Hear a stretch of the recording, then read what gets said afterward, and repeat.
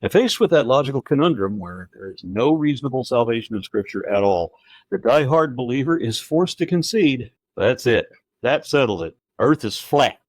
One thing to get something wrong, like when Jesus said that the mustard seed was the smallest of all seeds, even when temporary farmers in his area already knew of a few other seeds that were smaller than that. And how was Jesus supposed to know? He wasn't a farmer.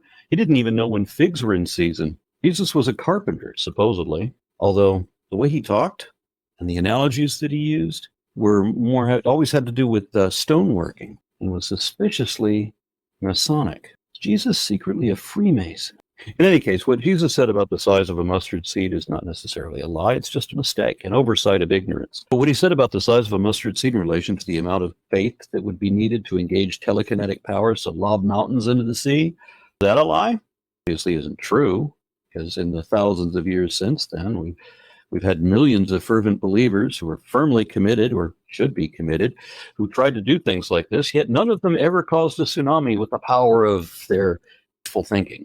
What about when Jesus pretends to cast demons into pigs? Well, I agree with what Lincoln said, that it is an established maxim in morals that he who makes an assertion without knowing whether it is true or false is guilty of falsehood, and the accidental truth of the assertion does not justify or excuse him. It is dishonest to assert baseless speculation as if it were a matter of fact, like making up your own statistics on the fly.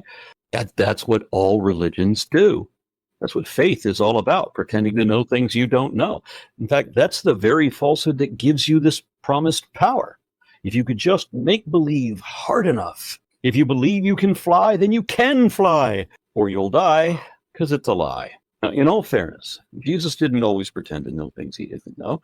Remember when he told his followers how they would be able to see him returning in the clouds at the right hand of power? You remember when he said that would happen? He didn't know when that would happen. He said he hoped that it wouldn't be in winter because he didn't know that when it's winter in one hemisphere that it's summer in another. And he wasn't here for the whole world anyway, so I guess it doesn't matter. Remember that he thought that if you climbed to the top of a high mountain or a stupidly tall tree, that you'd be able to see all of the kingdoms of the earth, which is only possible if the world was flat, just as he and his dad both thought. But it doesn't matter whether he could see all the kingdoms of the earth because he wasn't here for all the kingdoms. He was only here for the Jews. And the point is that Jesus admitted when he knows things, or when God knows things that Jesus doesn't know, because God and Jesus are different people. And Jesus is subordinate to God.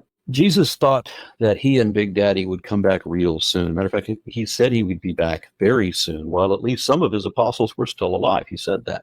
Certainly he was going to come back during their generation, before that generation passed. But that whole generation has been dead for 19 centuries already, and he never came back at all. It's like that night when your dad went out and said he was just going to go get cigarettes. Remember him? But Jesus didn't know any more than the other people of his day, and he probably understood even less than a lot of them. Because remember, he was a superstitious mystic and a faith healer who believed that diseases were caused by demons. All of that could be a sign of stupidity. He might really have believed it, since he obviously had no understanding of logical reason or rational skepticism. Not a lot of people did back then, or now either, sadly. Ignorance is no excuse, at least not every time, because it was also that time when Jesus admitted that he was being deliberately deceptive, misleading his audience with purposefully confusing parables. That is an admission of deception. That was Jesus's confession that he was lying to those people. And when Christians hear that, they like to say, well, of course he lied about that because it was justified, because they weren't going to believe him anyway, so it's fine. No.